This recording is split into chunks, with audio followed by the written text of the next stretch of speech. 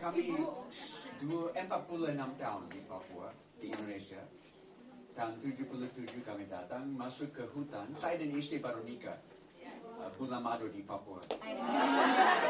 Masih sampai bulan madu sekarang. Amin. Tidak bisa stop bulan madu. Jadi kami masuk di hutan 20 tahun dengan satu suku paling terisolir di tengah hutan.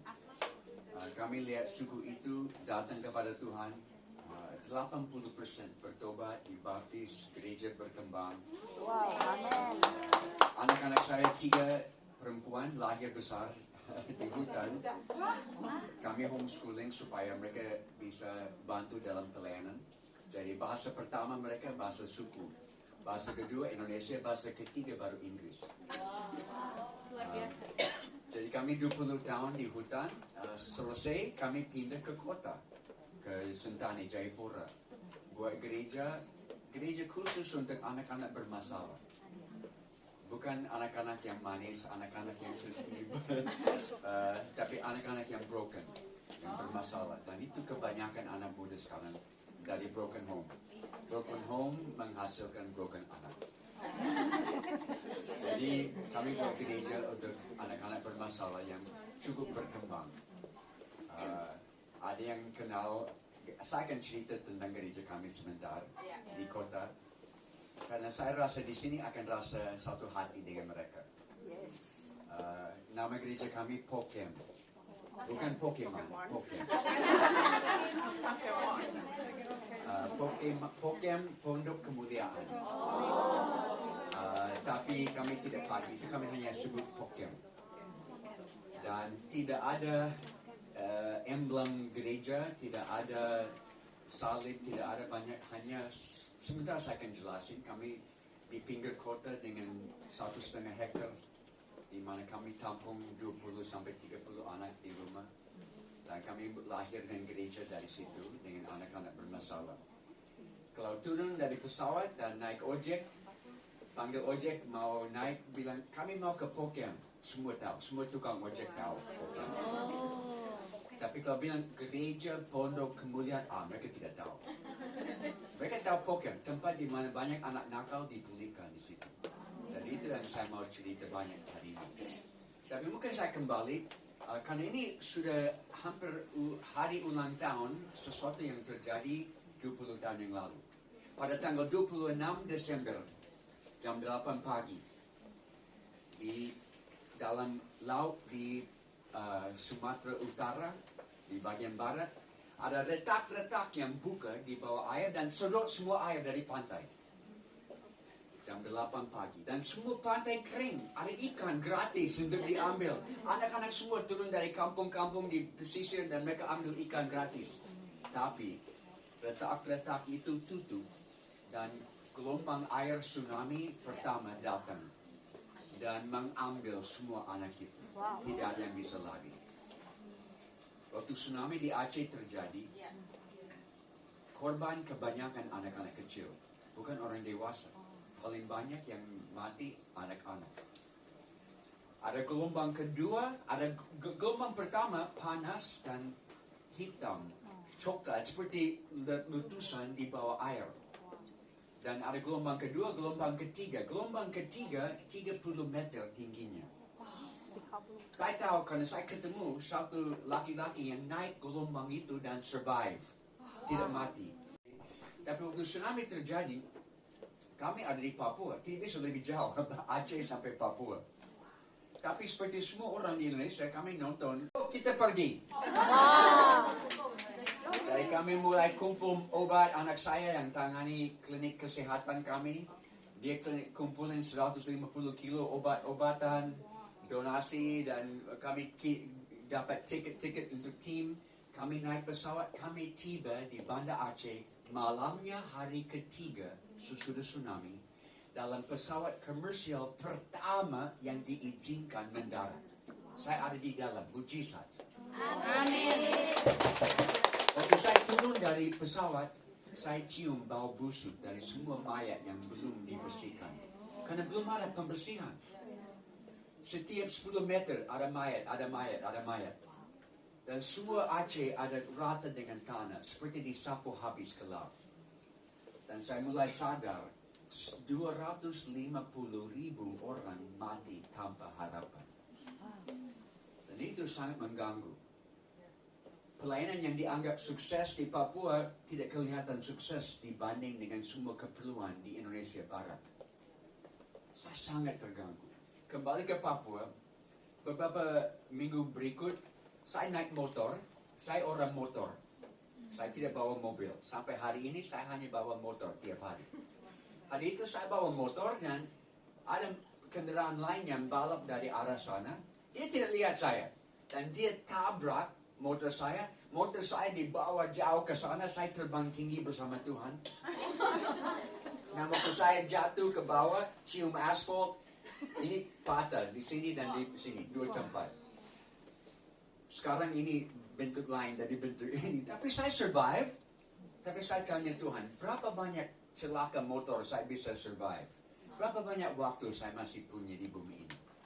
Dan saya janji Tuhan hari itu. Tuhan, saya tidak akan puas dengan beberapa gereja yang berkembang di Papua. Boleh mata saya melihat kegerakan dari ujung Indonesia ke ujung Indonesia sebelum saya meninggalkan bumi ini.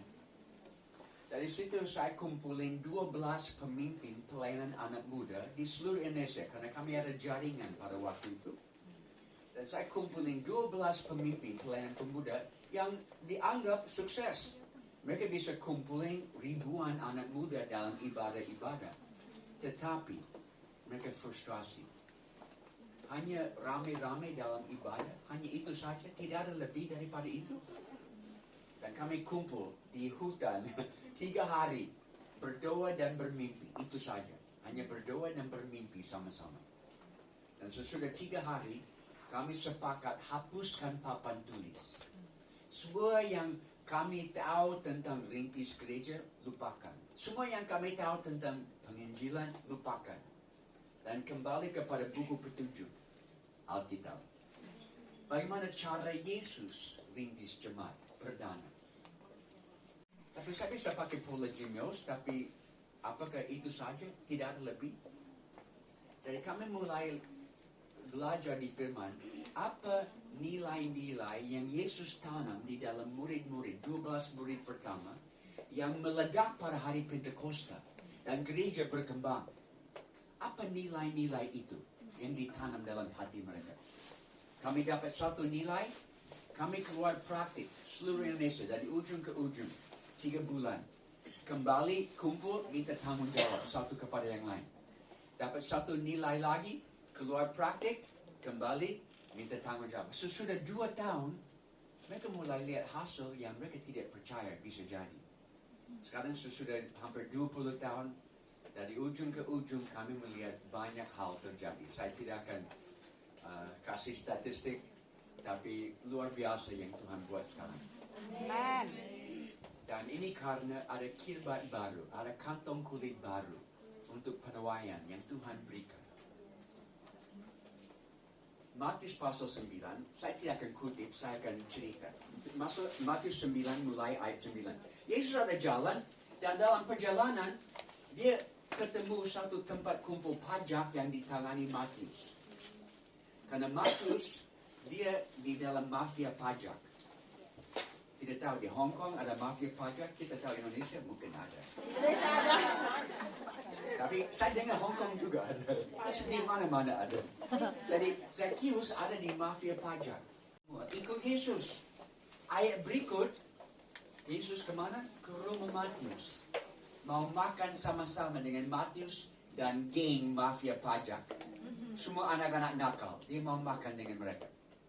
Karena, ada lagi. Yesus suka pesta. Mana foto berikut? Ada foto berikut? Satu lagi. Itu motor saya. Lagi. Satu lagi. Yesus suka berpesta. Yesus pergi ke Matius punya rumah dan makan dengan anak-anak nakal. Karena waktu makan dengan orang menyatu dengan dia. Terima orang, terima makan, terima dia. Kalau tolak makanan, tolak orang. Jadi Yesus masuk dan dia makan dengan, karena Yesus mau rintis jemaat di rumah Matius. Yesus mau kelompoknya datang. Dia tidak fokus dengan individual, dia fokus dengan kelompoknya. Ada banyak kelompok TKI di Hong Kong yang Tuhan mau lihat gereja-gereja terjadi di dalam kelompok-kelompok itu. 150,000. Jadi Matius luar biasa. Tapi waktu Yesus makan dengan anak-anak nakal, ada orang-orang gereja datang protes. Orang Farisi. Orang Farisi datang, Yesus kenapa makan dengan anak-anak nakal ini? Yesus jawab, hey, saya datang untuk selamatkan anak-anak seperti ini. Orang berdosa, orang yang sakit perlu dokter, bukan orang yang sehat. Ya. Tapi esok hari ada kelompok lain lagi datang. Dan mereka lebih baik dari Farisi. Ini murid-murid Yohanes Pembaptis. Tapi mereka juga komplain. Mereka bilang, Yesus, kenapa Yesus dan murid-murid tidak puasa? Ini pertama kali dalam firman, kita sadar Yesus larang murid-murid berpuasa. Wow, Jim, kami TKI di Hong Kong, kami kuat puasa. Yesus bilang, stop puasa. Hah? Karena pada waktu itu, dalam konteks budaya, mereka hanya puasa pada waktu duka. Duka orang mati, puasa. Duka dosa, puasa. Dan Yesus bilang, ini bukan waktu untuk duka. Saya masih ada bersamamu. Bisa sukacita. Jadi jangan puasa. Kami tidak puasa. Oh, oke. Dan dia akhir dengan kata ini. Kalau ada anggur baru, tidak bisa isi dalam kantong kulit yang lama. Akan pecah. Harus ada kantong kulit yang baru. Dan anggur di situ bukan Roh Kudus. Anggur adalah Matius. Konteksnya Matius, penuaian. Jiwa baru. Penuaian tidak bisa isi dalam kantong kulit yang lama. Harus ada kantong kulit yang baru untuk penuaian jiwa-jiwa baru. Sekarang di Singapura, saya buat latihan TKI bulan lalu, ada 2, bulan depan akan ketiga. 3 kelompok dilatih setiap minggu. Bagaimana bisa bawa TKI lagi, bikin gereja baru khusus untuk TKI. Kantong kulit khusus untuk TKI. Why not? Kenapa tidak? Jadi itu yang terjadi sampai bicara tentang kantong kulit, saya sangat suka Olimpik. Olimpik di Prancis ya, baru-baru.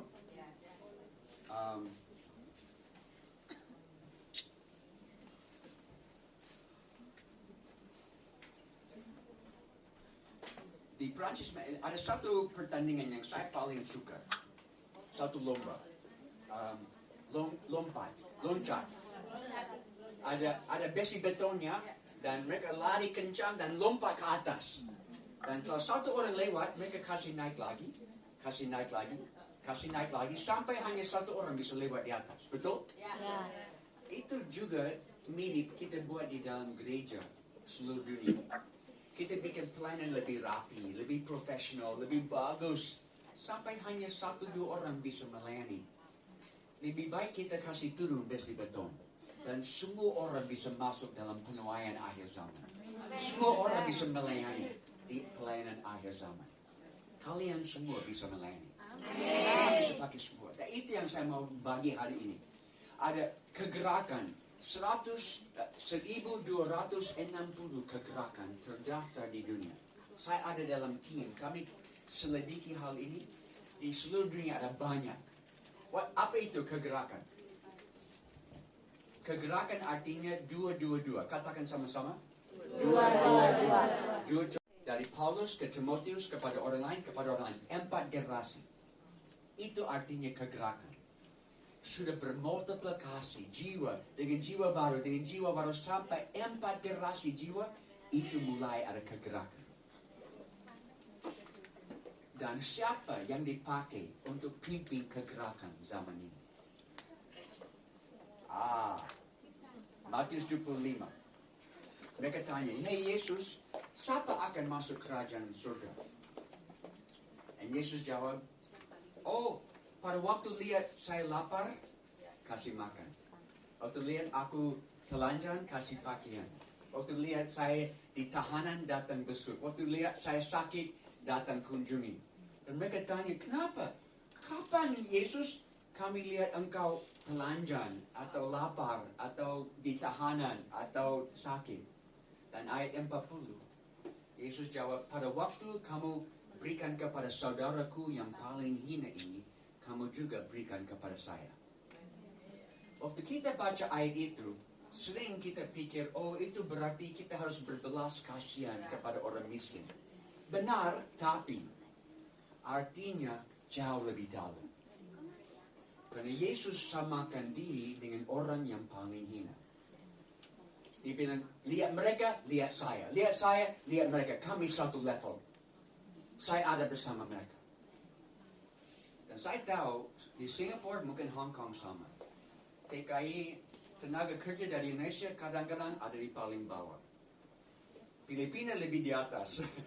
China lebih atas. Tapi sering Indonesia paling bawah dan hak-hak bisa diinjak-injak. Bisa susah. Dan Yesus bilang, pada orang yang paling hina, saya ada di level mereka. Saya ada bersama mereka. Amen. Wow. Mereka akan pimpin kegerakan. Itu artinya Yesus. Jadi saya mau berikan beberapa contoh. Saya tidak bisa berikan contoh dari orang lain. Ini dari pengalaman kami di Papua. Siapa dipakai Tuhan?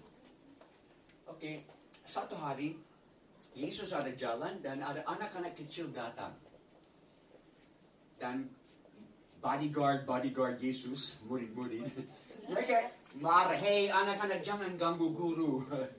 Dan Yesus tegur, hey jangan. Biar mereka datang karena kerajaan surga ada untuk mereka. Nah kadang-kadang kita baca itu, kita pikir ini anak-anak Yahudi dengan jubah putih, manis, tertib, bersih. Tidak, ini anak-anak jalanan. Tidak mandi 1 minggu. Jubah kotor, robek. Dan mereka minta uang. Mereka tarik-tarik jubah Yesus. Minta uang dan kalau di Jakarta mungkin ada keroncong juga mereka main. Dan Yesus bilang, biar mereka datang. Karena kerajaan surga ada bagi mereka. Anak jalanan yang dipakai Tuhan dalam pelayanan akhir zaman ini. Yes. Waktu kami pindah ke kota, kami tampung anak-anak. Kami mulai dengan satu kelompok laki-laki yang minum mabuk, satu geng yang minum mabuk. Kami tampung di rumah. Itu jemaat perdana. Saya pikir kalau Yesus bisa mulai dengan 12 murid yang kacau, saya juga bisa mulai dengan 12 murid yang kacau. Yes. Dan mereka jatuh cinta dengan Yesus, mereka stop minum. Saya coba bawa ke gereja-gereja lain untuk pemberian lanjutan, gagal. Karena mereka tidak tahu bahasa gereja. Mereka tidak tahu budaya gereja. Jadi mau tidak mau kami harus bikin gereja sendiri. Dan mulai dengan laki-laki. Ini Pokem.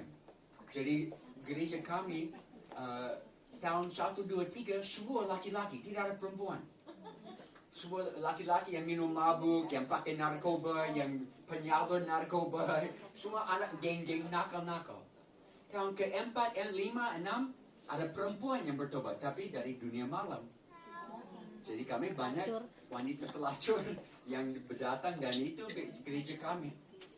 Dulu saya dengar orang-orang lain di kota, Jim Mills itu gereja orang mabuk. Itu gereja pelacur. Waktu saya dengar itu saya tersinggung. Sampai saya renungkan waktu Yesus di bumi ini, siapa yang ikut pelayanan Yesus? Orang mabuk dan pelacur. Jadi kalau itu baik bagi Yesus, baik bagi saya juga. Jadi kami tampung anak-anak. Bisa umur 8 sampai 18. Laki-laki, perempuan. Latar belakang, ya orang tua sudah meninggal, mungkin meninggal dari HIV AIDS, anak-anak terlantar. Atau rumah tidak aman. Di Papua, 70% perempuan Papua diperkosai sebelum umur 17 tahun. Di rumah. Baik oleh omnya atau kadang-kadang oleh ayah sendiri. Jadi, tangkap ini, rumah tidak aman. Dan banyak lari dari rumah karena cari tempat lain. Jadi kami ambil siapa yang perlu perlindungan, kami terima. Dan mereka masuk di tempat kami bukan Kristen, mereka tidak beriman. Tapi dalam waktu cepat mereka mulai ikut Yesus. Dan anak-anak memilih siapa yang akan tinggal dengan kami. Jadi mereka bikin house meeting. Saya dan istri tidak ikut. Mereka buat house meeting dan, hey, saya punya teman di luar yang jatuh. Mari kita ambil dia bawa ke sini, tinggal dengan kita. Harus sehati, sepikir, karena mereka akan memberikan. Mereka buat pemberian, bukan saya. Jadi mereka terima anak baru. Jadi anak baru masuk lewat pintu. Anak lain yang mungkin 1 bulan dengan kami, pegang tangan dan dia bilang, hey, sama seperti saya coba ikut Yesus, kamu ikut saya. Itu pemuridan. Hanya harus 1 langkah di depan orang yang dimuridkan. Mengerti? Semua, kalian semua bisa memuridkan. Hanya 1 langkah di depan orang yang kamu muridkan. Dan itu yang kami buat, semua memuridkan semua. Ada yang tanya saya, Jim, apakah ada buku pemuridan dengan pelajaran-pelajaran? Ya dulu ada, tebal sekali. Makin lama jadi tipis, lebih tipis, sampai saya buang. Sekarang saya muridkan dengan ayam. Ada ayam di Hong Kong. Ada nasi ayam. Ini ayam. Ya, kami punya ternak ayam, 1000 ekor ayam. Jadi kami sama-sama dengan anak-anak kasih makan ayam pagi, kasih makan ayam sore. Dengan kasih makan ayam, kami memuridkan. Kalau jadi pemimpin dalam jemaat kami harus kasih makan ayam 6 bulan baru bisa jadi pemimpin. Dan ini latih karakter. Bukan pengetahuan tapi karakter. Dan kami tidak pakai obat. Ini organik. Kami pakai doa. Setiap kandang didoakan setiap hari. Jadi waktu kami potong ayam dan anak-anak bawa jual di tempat restoran atau sate, mereka bawa ayam, mereka jual. Ibu, ayam ini rasanya daging beda dengan ayam lain. Tidak ada obat di dalam, ada doa di dalam. Ayam ini akan bawa berkah kepada keluargamu. Dan banyak orang beli ayam mas ini dari anak-anak kami dan dengan kesaksian bagaimana hidup mereka dipulihkan dengan kami. Disatakan ini anak-anak jalanan dipakai Tuhan. Anak-anak yang laki-laki yang nakal-nakal, waktu mereka datang kami dapat bikin latih mereka kerja baru, security guard, satpam. Kami punya business security, kami jaga airport, sekolah-sekolah, business. Jadi anak-anak mereka jaga tempat-tempat yang dulu mereka bongkar dan curi. Dan malam hari mereka lihat ada anak nakal lewat mencuri, mereka tangkap bawa ke pos satpam, Injilin dia. Dan mereka doakan, orang masuk keluar selalu didoakan oleh mereka. Luar biasa. Anak-anak nakal, anak-anak jalanan dipakai Tuhan dalam pelayanan. Amen. Kalau mereka bisa dipakai, ibu-ibu juga bisa dipakai. Amen. Ada satu lagi, Yohanes pasal 6, kita tahu Yesus ada jalan ke Samaria dan dia ketemu satu perempuan di sumber air. Karena dia tidak bisa gabung dengan ibu-ibu lain, karena dia pelacur. Dan Yesus buka hatinya dan dia lari kembali ke kampungnya dan dia bawa turun seluruh kampung. Dan Yesus tambah 3 hari di situ dan satu kampung datang kepada Yesus karena wanita pelacur. Saya percaya kalau terjadi 2000 tahun yang lalu masih bisa terjadi hari ini. Amen.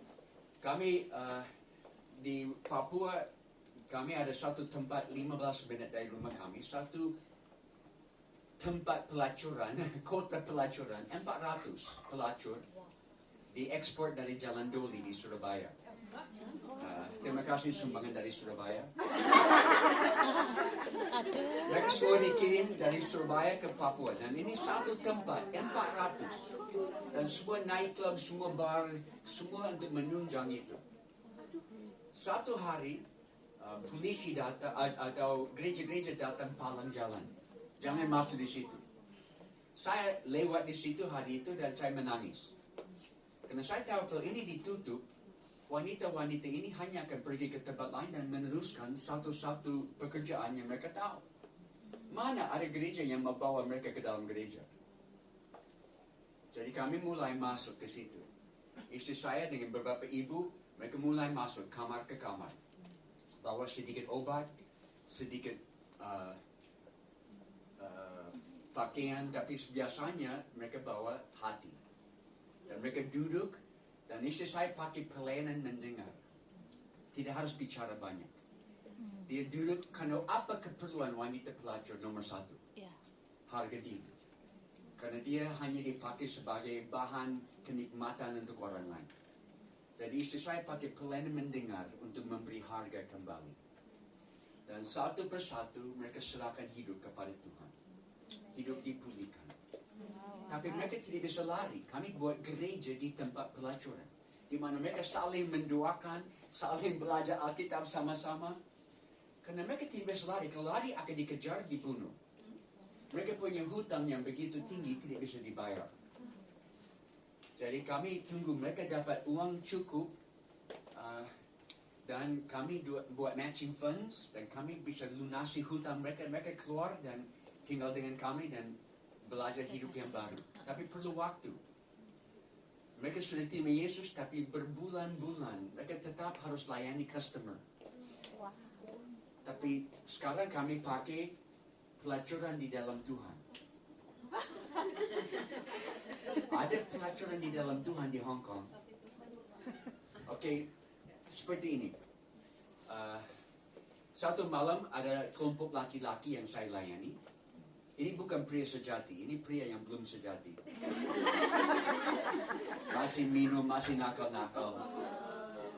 Dan ada satu laki-laki yang baru gabung. Saya tanya, Pak, dengar tentang kelompok kami dari mana? Dia sedikit malu. Ya, saya dengar dari wanita pelacur. Hah? Saya mau dengar ini. Ya, minggu lalu saya masuk tempat pelacuran.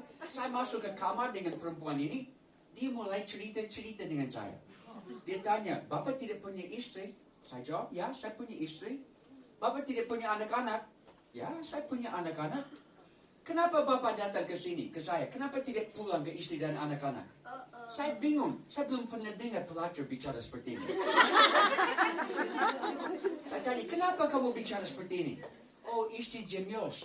Dia latih kami isi setengah jam dengan bicara-bicara. Tidak harus lakukan seks, tetapi tetap harus dibayar. Yes. Itu pelacuran di dalam Tuhan. Dan malam itu Bapak itu serahkan hidup kepada Tuhan. Pelacur yang bawa dia. Ada satu ibu, kita kasih nama dia Siri. Dia lahir di Surabaya. Dapat suami 1, 2, 3 anak cepat, masih muda, tapi suami meninggal karena kanker. Ada yang tawarin dia, hey, ada kerja di Papua. Ini ada tiket kapal gratis. Bisa naik kapal datang ke Papua kerja di restoran. Ya, mau. Jadi dia serahkan anak-anak kepada orang tua dan dia naik kapal pergi. Tiba di Papua datang ke restoran. Dia lihat ini bukan restoran. Ini tempat pelacuran. Tapi dia sudah tertangkap. Ada hutang dari tiket kapal yang dia harus bayar dan minggu per minggu, tahun demi tahun, dia tetap harus kerja di situ di tempat pelacuran. Dan dia kirim uang kembali ke Surabaya supaya anak-anak bisa hidup, bisa makan, bisa sekolah. Dia orang pertama yang kami bantu keluar. Dan dia datang tinggal di rumah kami. Free. Akhirnya anak-anak juga dibawa.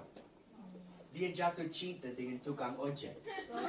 Tukang ojek yang selalu masuk ke tempat kami. Mereka jatuh cinta dan mau nikah. Dan saya kasih bimbingan nikah. Pelayanan yang saya paling nikmati adalah bimbingan nikah untuk wanita pelacur. Karena mereka selalu bilang, wow, ini luar biasa. Belum pernah ada orang ajar seperti ini. Dan mereka sangat nikmat, sangat menghargai bimbingan nikah.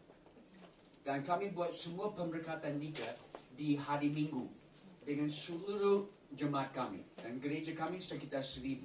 Sekarang anak-anak dari latar belakang nakal-nakal. Tapi kami buat supaya semua bisa mendukung pernikahan baru. Jadi Siri ini bilang, Jim, boleh saya undang beberapa orang dari tempat pelacuran ikut pemberkatan nikah acara ini? Boleh. Saya tidak tahu dia akan undang semua. Jadi hari Minggu ada 400 pelacur dan girmo yang datang. Semua bangku-bangku di depan semua full dengan pelacur dan girmo. Dan mereka pakai pakaian satu-satunya yang mereka punya. Dan gereja kami tidak masalah. Karena kami semua anak-anak bermasalah. Dan mereka welcome dan rangkul semua. Dan hari itu waktu saya layani pemberkatan negeri itu, saya rasa ini seperti pelayanan Tuhan Yesus 2000 tahun yang lalu. Semua baris depan selalu full dengan orang gemuk dan pelacur. Mereka yang tertarik kepada Yesus. Betul, Tuhan pakai orang-orang yang paling hina. Tuhan pakai mereka. Ada satu lagi. Satu hari Yesus datang dari Danau Galilea ke pantai. Dan ada satu orang di daerah ini namanya Gerasa. Dan dia gila. Ada kerasukan setan-setan banyak. Telanjang, dia lari-lari di tempat kuburan bertahun-tahun. Semua orang tahu orang ini. Tapi waktu Yesus tiba, orang Gerasa ini, dia lari ke pantai mau ketemu Yesus. Kenapa? Setan-setan tidak mau ketemu Yesus. Tapi masih ada sedikit dalam hati yang mau ditolong. Dan Yesus lihat itu. Dan dia usir semua roh jahat ke dalam ternak babi yang jatuh ke dalam air yang tenggelam. Dan orang ini sudah bebas. Dan dia bilang, Yesus, saya mau gabung. Saya mau jadi anggota jemaatmu. Saya mau ikut kelompokmu. Yesus bilang, tidak, pulang ke rumah. Hah? Yesus tidak tahu cara pemuridan. Kalau dia pulang ke rumah harus lewat kuburan itu dan mungkin ada semanggi lain atau roh lain yang akan masuk ke dalam dia. Ya, orang Ambon tahu semanggi.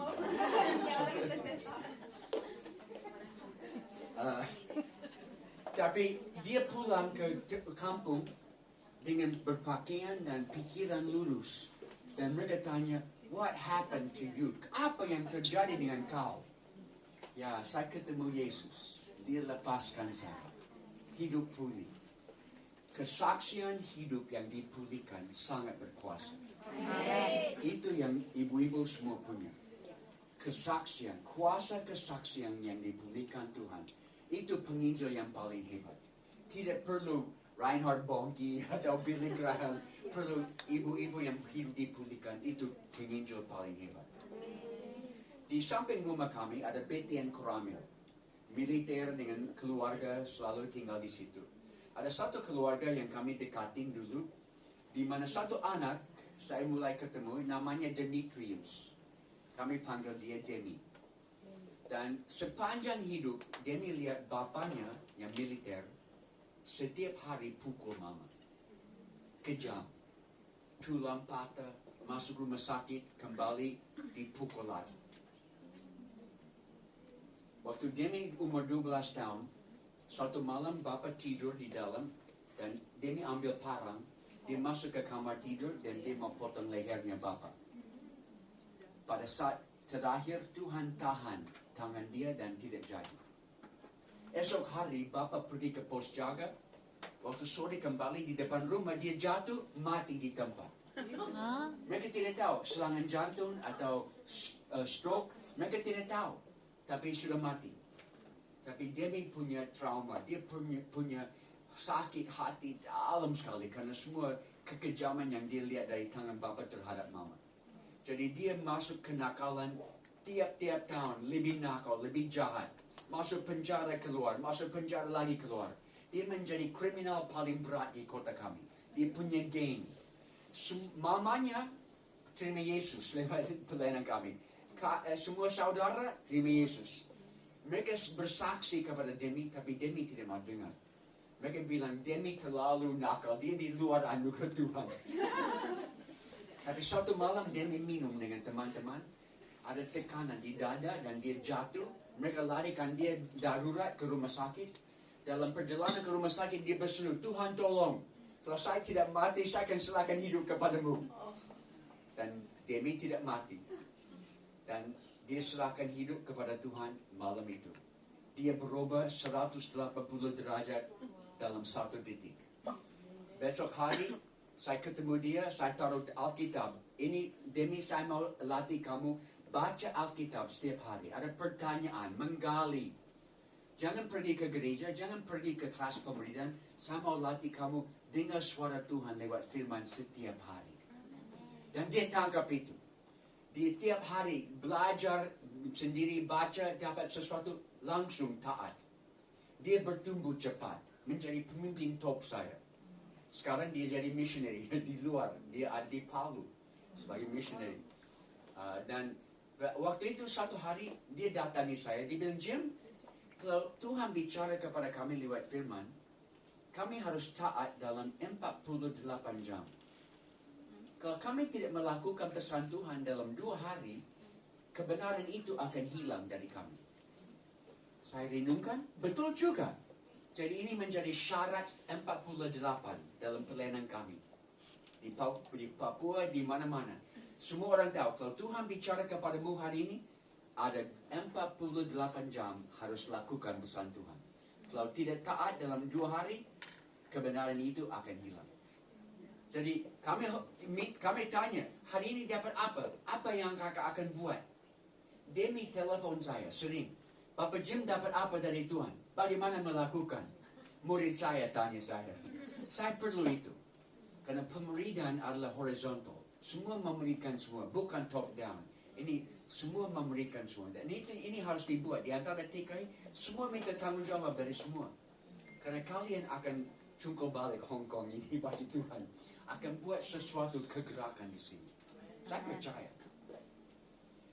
Ada satu lagi, Jericho. Yesus masuk Jericho. Dan ada satu orang yang sangat dibenci di Jericho. Namanya Zacchaeus. Dia bos mafia. Semua orang benci dia. Dia curi dari masyarakat, dia curi dari pemerintah. Dia bos mafia. Tapi dia dengan Yesus datang, dia pikir mungkin Yesus adalah satu-satunya orang di bumi ini yang akan terima saya, apa yang ada. Jadi dia datang, tapi terlalu banyak orang. Jadi dia naik pohon, seperti anak kecil. Bos mafia naik pohon seperti anak kecil. Karena dia desperate, dia harus ketemu Yesus. Ini kesempatan satu-satunya. Dan waktu Yesus lewat, dia tertarik. Hey, Zach, saya mau ke rumahmu makan malam ini. Dan dia ke rumah Zacchaeus, dan malam itu makan, dan Zacchaeus bertobat. Seluruh isi rumah. Dia kembalikan semua uang yang dia curi dari orang, dan dia kasih setengah dari semua kepada orang yang miskin. Luar biasa. Kadang-kadang ada orang seperti Zacchaeus yang kita pikir terlalu nakal. Mungkin di Hong Kong ada, mungkin di tempat asalmu di Indonesia ada. Selalu kita pikir, kelompok itu terlalu nakal.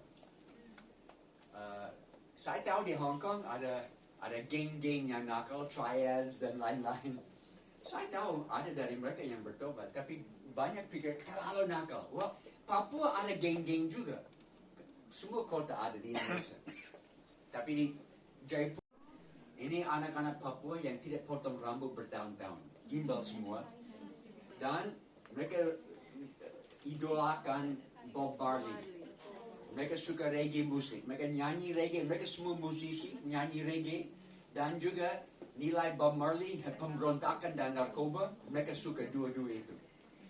Jadi semua penyaluran narkoba di tangan mereka. Jadi saya pikir bagaimana saya bisa jangkau mereka. Oke, saya akan buat konsert musik di halaman kabupaten, bupati. Ada halaman luas 3 hari dengan 34 grup band yang main musik di Papua, yang pengaruhi anak muda dengan musiknya. Bagaimana dalam 3 hari ini 10.000 anak muda datang. Saya melihat apakah saya bisa menangkan grup band kepada Tuhan dan semua fans akan jadi gereja. Dan terjadi dengan 2. Tapi di situ saya ketemu anak-anak reggae rasa. Saya dekatin, saya tanya, hey guys, ada yang mau belajar Alkitab dengan saya? Ada 2 yang mau belajar Alkitab. Why? Kenapa? Mereka mau belajar Alkitab. Karena mereka anak-anak jalanan, tidak ada bapa. Dan saya jadi figur bapa bagi mereka. Terima mereka apa adanya. Jadi saya bilang, oke, kapan mau belajar Alkitab? Hari Sabtu, jam 11 siang. Karena mereka tidak bisa bangun lebih cepat dari jam 11. Karena Jumat malam mereka mabuk berat. Perlu waktu untuk bangun hari Sabtu. Jadi saya tunggu, saya datang setiap Sabtu ke markas. Mereka punya markas, semua di situ. Saya tunggu mereka bangun, kami belajar Alkitab. Sesudah beberapa minggu, dua serahkan hidup kepada Tuhan dibaptis. Beberapa minggu lagi, saya dapat telepon dari pemimpin geng Rasta ini. Semuanya, dan pemimpin. Telepon, Jim kami akan buat rapat pemimpin, kami minta Pak Jim hadir. Oke. Saya datang, ada bukit, ada 20 pemimpin. Dan mereka isap rokok yang saya tidak tahu isinya. Karena narkoba, ya ganja semua. Dan mereka bicara-bicara, saya dengar, ya kami capek dikejar polisi. Kami mau identitas baru, kami mau buat wibawa baru. Pak Jim bisa bantu kami? Ya, saya bisa. Saya mulai cerita dengan mereka bagaimana diciptakan dalam gambar Allah dengan warisan dan harapan masa depan.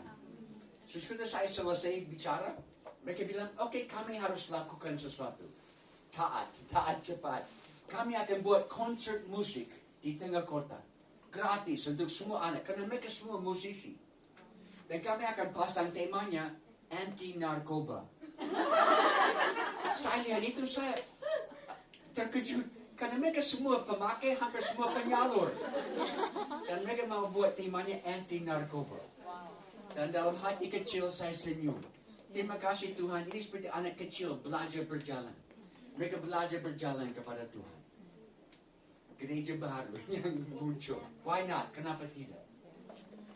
Satu terakhir, Yesus ada di Bait Allah di Yerusalem, dan waktu semua keluar dari Bait Allah, ada kotak persembahan di pintu. Dan mereka masukkan uang di situ, dan ada suatu ibu tua, janda. Dia lewat dan dia masukin 2 koin. Yesus lihat itu, dia panggil murid-murid, hey guys, ini waktu sekolah, saya mau ajar sesuatu. Lihat ibu itu, dia kasih masuk lebih banyak daripada semua orang. Tapi murid-murid Yesus agak slow, mereka tidak tangkap. Yesus, ada banyak pengusaha yang masuk cek-cek besar. Ini ibu hanya 2 koin. Yesus cakap, hey, dia masukin semua yang dia punya. Berarti dia masukin lebih banyak dari semua. Jemaat kami di Papua sangat miskin. Ini semua anak-anak dari jalan. Mereka mulai dapat kerja, sering 100% dari gaji mereka kembalikan kepada Tuhan. Karena mereka bersyukur dapat second chance, kesempatan lagi dalam hidup ini. Mereka give, mereka sangat memberi. Satu hari ada kunjungan dari 2 pendeta dari Singapura. Dari gereja terbesar di Singapura. Gereja kaya raya di Singapura. Mereka bikin mission trip. Dari Jakarta sampai ke Papua. Akhir di Papua, hari Minggu di Papua. Mereka datang ikut ibadah kami. Saya tidak tahu. Mereka mau nikmati 1,000 anak muda kumpul dari latar belakang yang kacau, mengasihi Tuhan. Mereka duduk di tengah-tengah. Mereka tidak ada bagian di dalam ibadah, mereka hanya duduk menikmati. Pada akhir ibadah, pemimpin kami, murid saya, namanya Franz. Dulu anak minum mabuk, pimpin geng di jalan, dia pemimpin jemaat kami sekarang. Franz lihat, hey, ada tamu-tamu dari jauh. Dari Singapura. Dan dia, hey anak-anak, jangan pulang. Karena ada 2 tamu dari jauh, dari Singapura. Pasti mereka harus keluarkan uang banyak untuk tiket. Papua tidak tahu Singapura di mana. Berapa tanjung di sungai sampai tembus di Singapura. Mereka hanya tahu jauh. Dan harus bayar. Dan dia tidak tahu pendeta ini dari gereja kaya. Dia hanya tahu mereka datang jauh untuk kunjungi kami. Kami harus bantu. Anak-anak semua, kita buat kolektif, persembahan ekstra untuk bantu tamu-tamu. Mereka taruh keranjang di depan dan anak-anak semua datang ke depan kasih masuk uang tambahan. Dia panggil 2 pendeta ini maju ke depan terima persembahan. Waktu dia taruh semua uang di tangan pendeta ini, mereka mulai menangis. Dan saya di situ juga.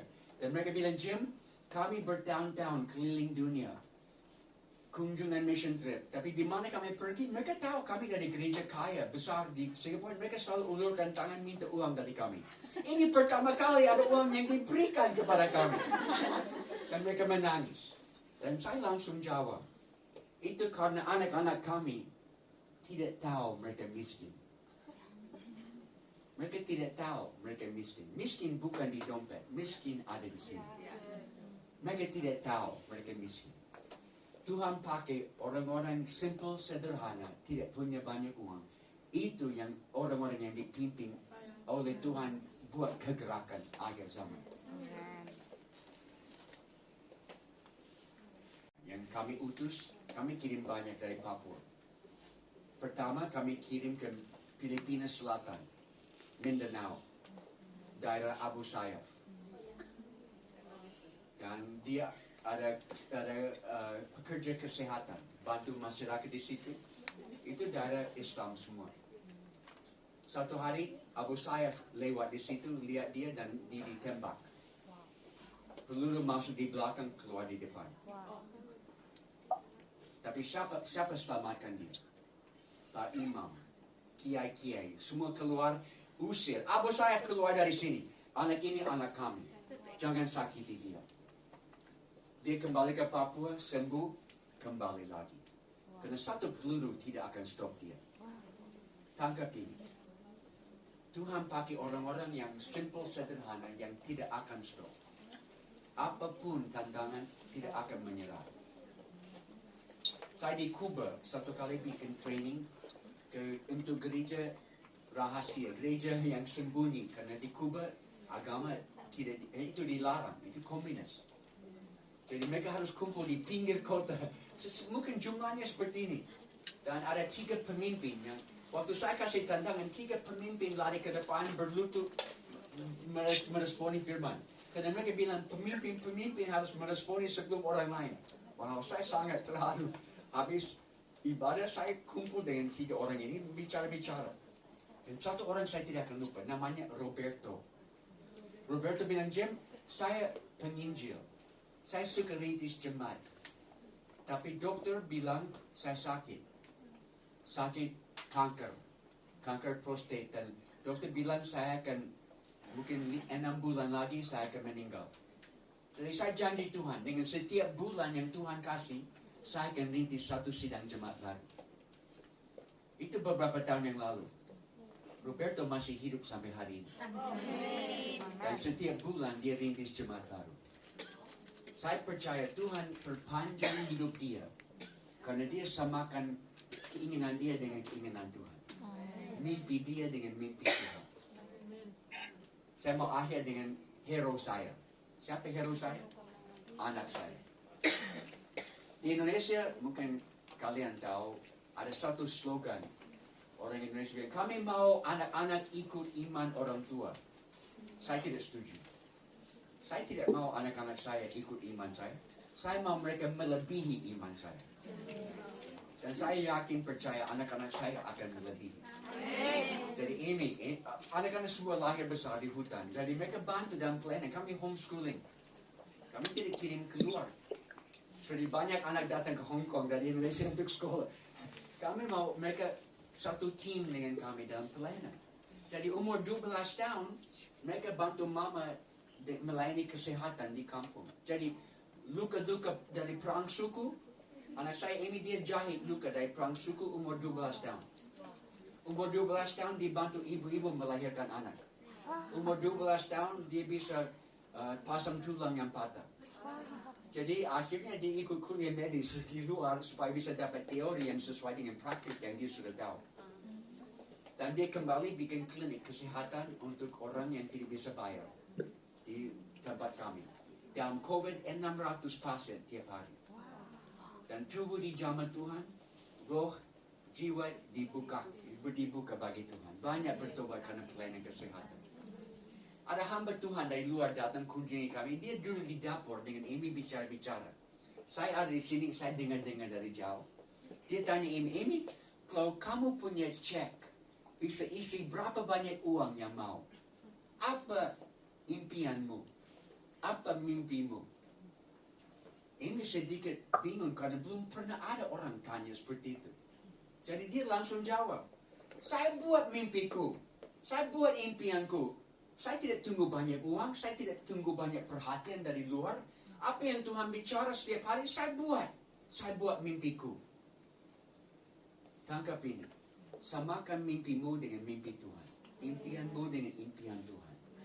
Tujuanmu dengan tujuan Tuhan. Tidak ada orang di sini yang ada di Hong Kong dengan kebetulan. Tuhan yang bawa kamu ke sini. Penginjil yang paling hebat di sini. Jadi jangan lepas dengan panggilan itu. Berlipat ganda. Buat kegerakan di sini lewat TKI. Saya percaya. Singapura, sini, Taiwan, kami ada juga banyak tempat. It's the time. Ini waktunya. Jadi saya mau berdoa. Saya mau buat doa, satu doa singkat tapi sangat dalam. Dan doa akan minta Tuhan bicara kepada hatimu saat ini. Apa yang didengar dari firman, apa yang Roh Kudus mau sampaikan kepadamu pribadi. Satu hal yang Tuhan bicara kepada hatimu yang dia mau saudara buat. Cepat, hari ini, besok, 48 jam harus taat. Dengar dari suara Tuhan dan setuju. Ya Tuhan, saya dengar, saya tangkap ini. Itu doa yang saya mau buat sementara. Dan sesudah itu ada satu pesan lagi. Tapi kita berdoa dulu. Bisa dapat posisi yang enak bagimu. Tutup mata atau apa. Tuhan, kami minta Roh-Mu bicara kepada kami saat ini. Kami dengar banyak firman dari Matius 25. Dari Matius 9.